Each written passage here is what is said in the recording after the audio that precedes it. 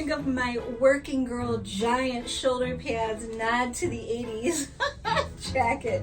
This thing is amazing, right? Hey, how are you? Did you have a fun week off? Are you ready to get back to work with Mrs. C? Because I have an assignment for you today. We're gonna do another copycat look. So if you'll remember, last time I did Pinterest, and this time I'm gonna do Pinterest again.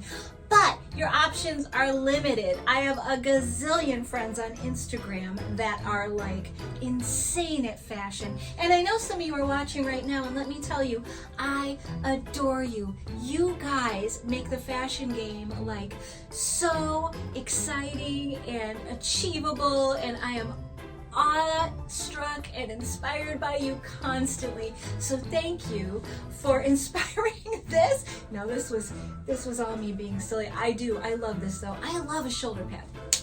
Okay, do you? I don't know. Let's talk about it. Okay. Today we're going to also make a beret. We're gonna be a little ooh la la French. And do you like French dressing and French bread and French fries, or the movie Better Off Dead? Because we're gonna do a little beret. We're going to take some felt, cut it up, glue it on there, and make a fabulous hat. I actually did a hat video, and one of my berets, where I've done this before, is in that video. It's one of the little 30 and 30 videos. Go look at that, the hat one, and see if you spot it. But today we're gonna make our own, and it's gonna be amazing, okay? We're also gonna look at stuff in my room. We're going to look at my Hanna-Barbera rubber face plush toys. They are some of my very, very favorite things. I am only short of a couple. I believe Magilla Grilla, and others. Ricochet Rabbit. There's a couple out there that I still need desperately, but I'm going to show you what I do have. We're also going to watch the movie Manos and the Hands of Fate. If you have not seen this movie, you're in for a treat. It is one of the worst movies ever made, and I love it. So let's get ready to do that. We're also going to bake today. I'm gonna let that be a surprise, but strap in for some good old-fashioned baking. Does any of this or all of this sound good to you? Then let's go.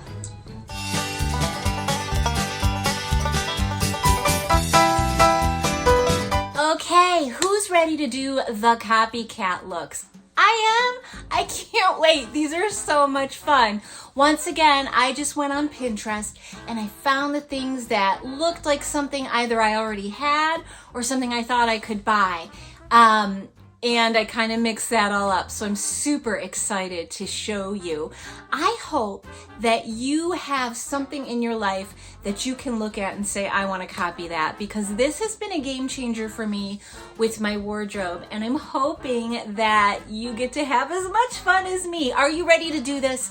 Because it's going to be a blast. Okay, let's go do this. Look number 1 for the Pinterest Copycat Challenge was so much fun. I had to go with a different color palette, but the idea of patterns and pattern mixing are totally in play. And I can't tell you how much I love this challenge. It has really upped my styling game. Enjoy. Okay, Pinterest Copycat, I see you. For this first look, I went with this pencil skirt, full transparency. This skirt I've had, okay? I only thrifted the top here, but this lovely skirt that I did thrift originally. Surprise, surprise, Loft and Talbots. Again, 2 brands that I can count on that I never thought I'd be into, but I am. And then I found this vintage top. Okay, I found this at my local Savers. The clincher is, besides that it has the built-in tie and no buttons, but looks like a button front, the tag says Shirley, and Shirley was my mom's name. And the minute I saw the top, I thought of her because it reminded me of her, this style, especially with the little puckered sleeve caps here in the shoulders. So cute. Sleeve shoulders. I don't know what I'm saying. I miss my mom. This top really reminds me of her. So it was really cool to find that and then see her name on the label. Anyway, this is look number 1. I love the original look, but I did a little bit more of my kind of colors take on it. Added some jewelry and some fun pumps, and here we go. Let's take a look at it. This first look is probably my favorite of the 3, and it's really funny because I rarely have the opportunity to dress like this, being that I don't go anywhere that would require it.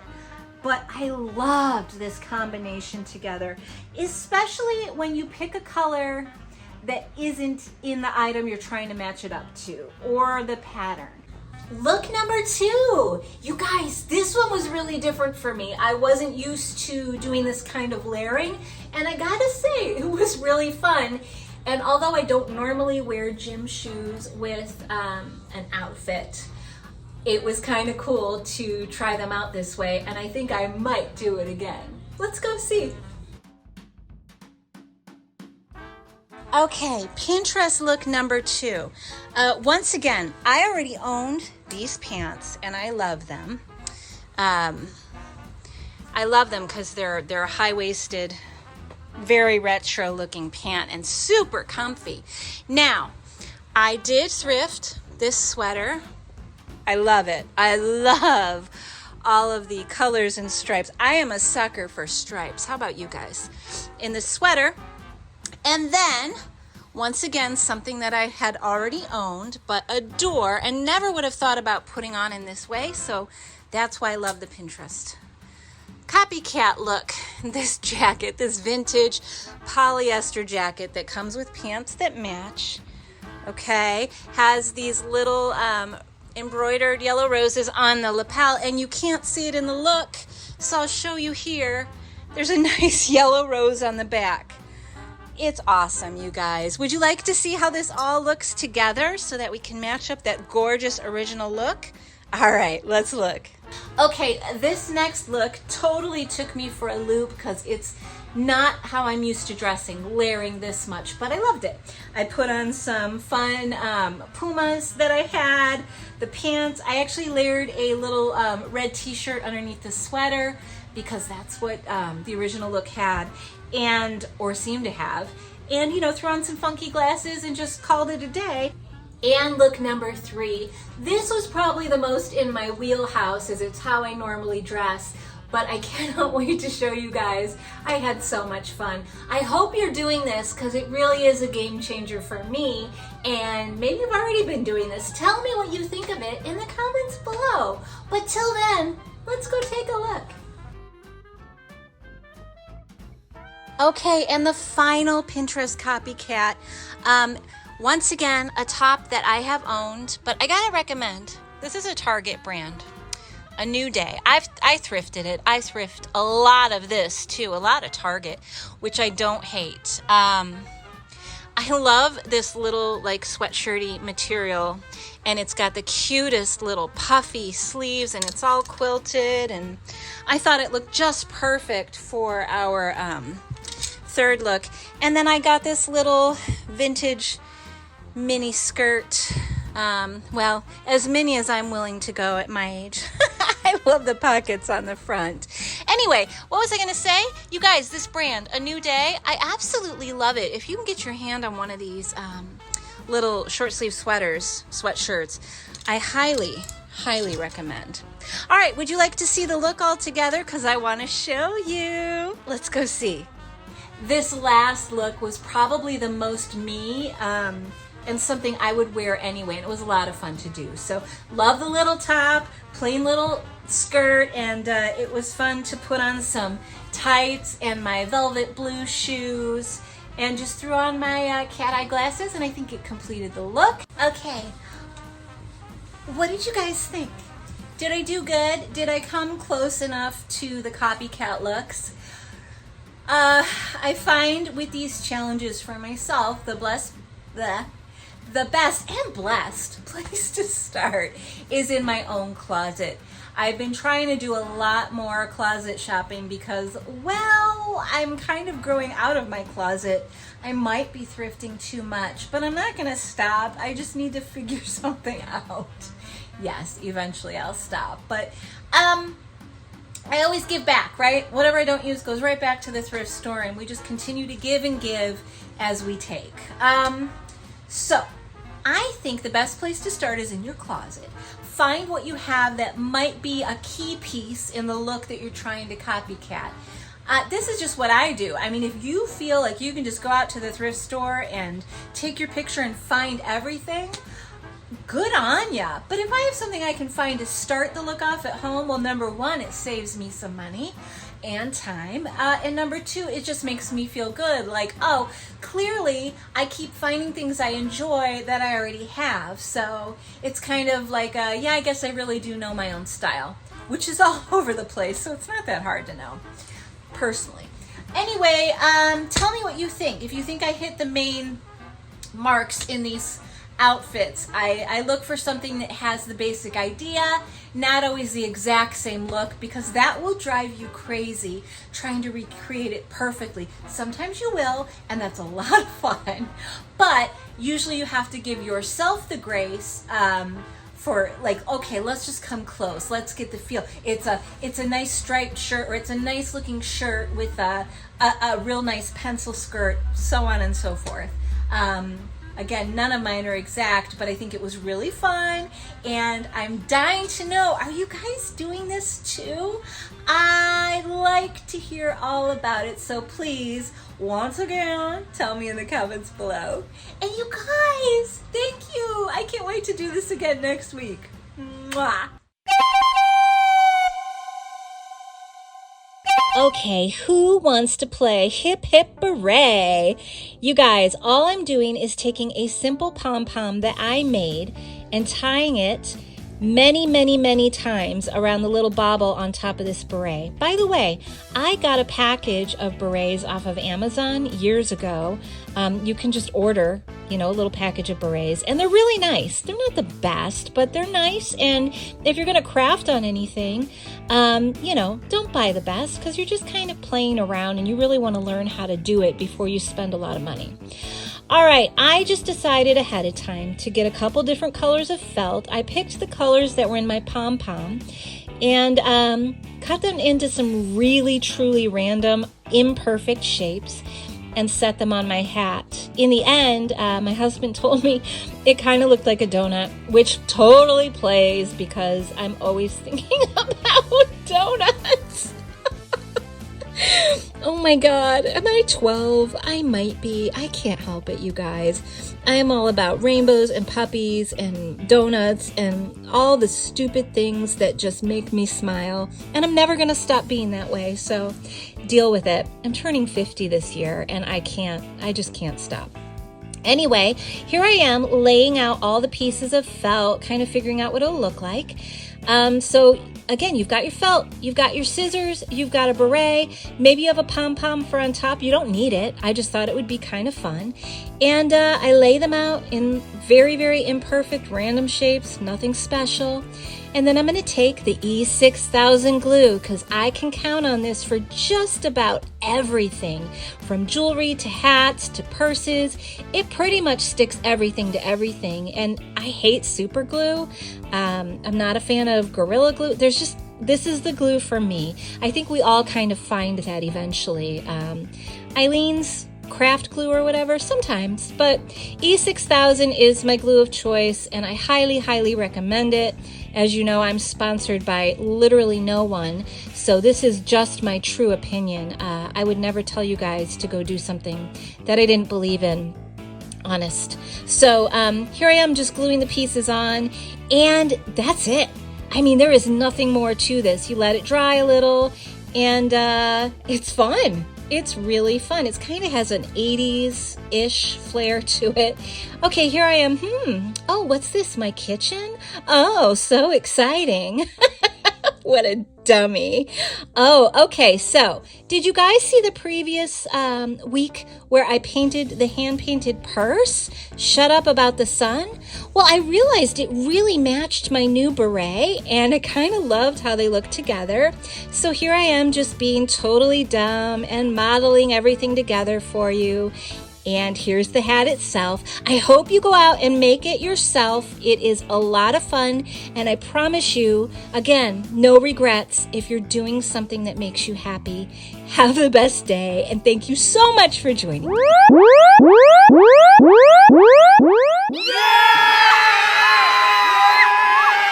Oh, yeah. Oh, yeah. Oh, yeah. Oh, yeah. Oh, yeah. Oh, yeah. Welcome to Stuff in My Room. You guys, we are doing the plush Hanna-Barbera toys today. I do not have them all, but I am so excited to show you the ones that I do have. Who else loved Hanna-Barbera cartoons? They were my absolute favorite. Oh my gosh. Okay, here is Babalooey. Isn't he just the cutest ever? There are two versions of him, and they are both equally adorable. Oh my gosh. The thing about these toys is that their necks get kind of loose and tired over time. There's Mr. Jinx, one of my absolute favorites. Their necks get kind of heavy over time and lose their support, so I find I have to prop them up. And there's Augie, Doggy, and Son. I kind of have to prop them up to give them some proper support. But look at the rubber faces and the bright, vibrant colors on these guys. I am just like so incredibly happy with how they've aged, and I'm just absolutely head over heels for anything Hanna-Barbera, and the plush just... they bring them to life in the most beautiful, beautiful way. This is either Pixie or Dixie. I'm not sure which one he is, but he's one of them. So there is my vintage squeaky toy from the Edward Mobley estate, Pixie and Dixie. So you can see that he is part of a twin set. Now, Quick Draw McGraw and Little Quick Draw McGraw, they're the same, just different versions. Now, the big one actually came without his hat, so I kind of made one out of felt. It's not perfect, but it makes him look cuter, for display. And Huckleberry, there he is, Huckleberry Hound. He's so cute. I have always loved him. What a great personality they gave that dog. All right, and then you have Yogi and Cindy and Boo Boo. Oh, Boo Boo was a hard one to find. Same with Cindy. You see a lot of Yogis and Huckleberry and Quick Draw, but the other ones are a little more difficult to find, and I've, to this day, never seen another Cindy. Boo Boo, yes, and I think he came in another color, too. But yeah, they're just incredible. A lot of times their felt hats or little bow ties do not last over time. So I might have stepped in with some really great, felted versions of my own. But I hope you enjoyed Stuff in My Room. Hanna-Barbera's the best. Thanks for stopping by. If I asked you to dance.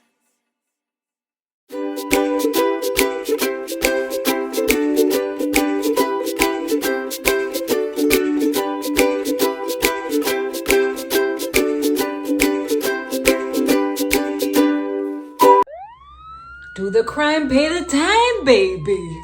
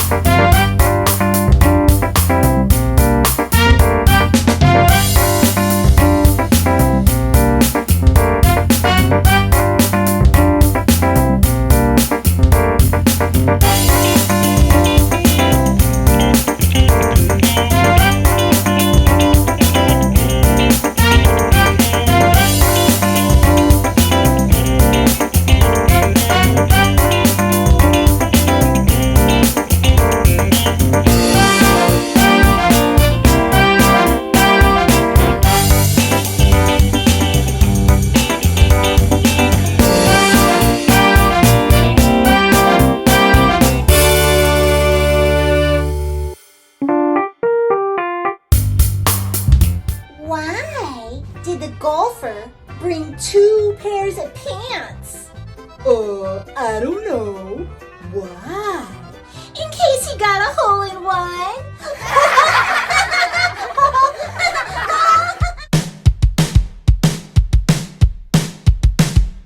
Hey there. Do you have a few minutes this week? Do you want to talk about the movie Manos, The Hands of Fate? It is known as one of the worst horror films ever made.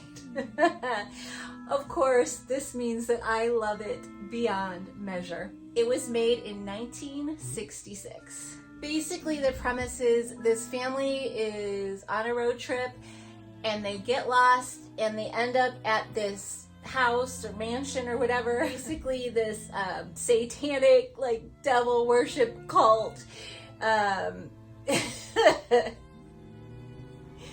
It's so weird, which is why I love it and why I'm recommending it to you. And it's one of those things, once you see it, you kind of just want to talk about it with everyone. You know what I mean? It was written by a fella named Harold P. Warren. I had never heard of him, but great film. And the master of this household has a sidekick or a servant named Torgo. John Reynolds is the actor who played him. Apparently was on LSD through the entire filming. So when you know that and then you go back and watch it, you're like, okay, that totally played. Torgo's kind of the film, like he's the one to watch. And he is the one who's in charge while the master is away. And the master is something else, and his cult is all these women who are dressed in these gowns, and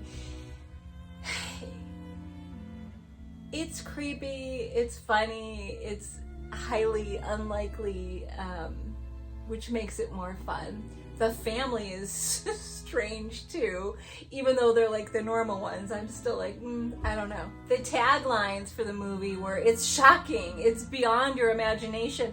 And that's true. That's absolutely accurate. Again, remember this was in 1966, so things were a bit different. But the film is, it's awful to watch because it does not, move beautifully like a lovely cinematic film would, but it's so great. Apparently the whole thing was filmed in El Paso, Texas. And the whole thing is while they're in this mansion, in the home, the family sees this painting of the master, and he has this dog, and the dog's eyes glow. Anyway, there's not a whole lot to say about the plot point or anything. Basically, it's a family and they're gonna be in trouble in this place. So, moral of the story, do not just, trust that you can stop anywhere when you're on a road trip and, go into anyone's home. If you see a painting where the dog's eyes are glowing, I'd say run. Just my little bit of information for you, from me to you. You can watch Manos on Tubi because that's right up Tubi's alley. That is exactly the kind of film you can expect from this network, from this channel. I love the movie because it's 100% insanity and has you going, what? A lot. And those are my favorite kind of films where you're just like, I don't even understand what's going on. That is what will draw me to a film, is that type of reaction. And that's why I love it. As far as the music goes, Row, Row, Row Your Boat. You know that one? Okay, that's all I'm gonna say. It is a unique film in that it's absolutely bonkers and probably should have never been made, but I'm really glad that it was. And I really can't say a whole lot about it because I feel like in some ways that would be giving it away, and you just kind of have to see it. You kind of have to watch and get the feel for the whole vibe of the movie. But this is my recommend for the week. I hope that you go watch it. If you have already seen it, please tell me in the comments below because I would love to hear your take on this film. And might I suggest, if you go to watch it on Tubi, depending on how you want to see it, look for the movie on its own. I don't know if Riff Tracks does a thing on it. I know Mystery Science Theater did. And I know a lot of people love that. And it's fun. I tend to like to watch the films all on their own and then go watch it with that kind of thing after the fact. But who knows, maybe you would like to watch it the other way. But just make sure if you're looking to see just the film that you look for that designation. Okay, thank you for taking the time. Go watch a great movie and, you know, maybe make it Manos.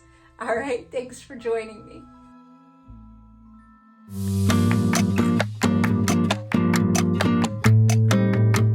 Who wants to make some beautiful, like painted looking sugar cookies? Okay, we're going to start with all the ingredients here and we're going to cream together our butter and our sugars. You guys, I'm so excited to do this with you. I've been dying to try this and I've never made these before. And I can see already after making them the possibilities, and I know that I could make some amazing ones. Then you're going to add your eggs and your vanilla. And then you're going to take your little Mickey Mouse shape here of extra dry ingredients, and you're going to add that, and then finally the flour. Now, I would have maybe used a little less flour the next time I do this. Maybe reduce it by a cup, see what you think. It's kind of dry, but then we're going to split it in half. They still turned out delicious. Half of the dough you're going to use as your base here, and then the other half you're going to split into the other bowls and add food coloring to each one, and there you see you have your little balls of colored dough. So basically I just doubled a sugar cookie dough recipe and then used half and half for the colors, half for the base, and then I just used a frosting tip to dig into these little slabs of colored cookie dough and press them on top. And now I'm going to make my design. Now, as I was saying, in the future, I might use a little less flour because it was kind of crumbly, but they still turned out really good.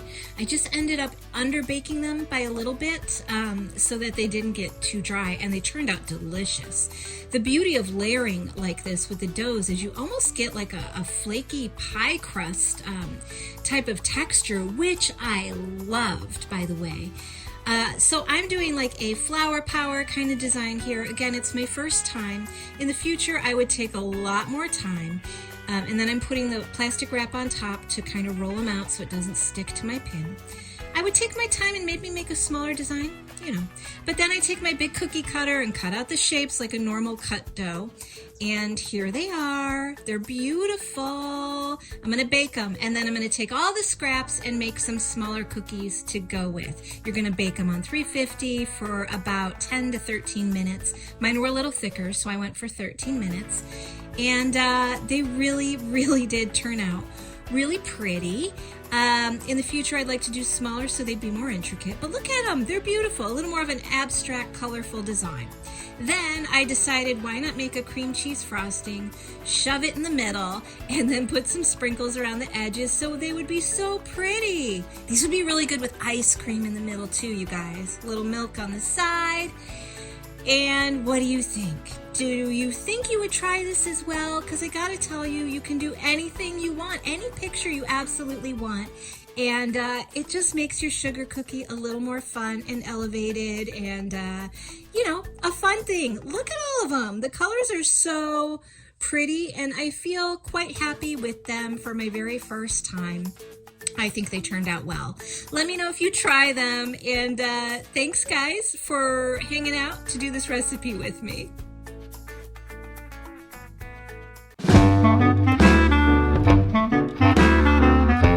You did it! You made it through another week. Thank you. You're my favorite. Now, take all the information that you learned today and go spread it out into the universe. Tell a friend.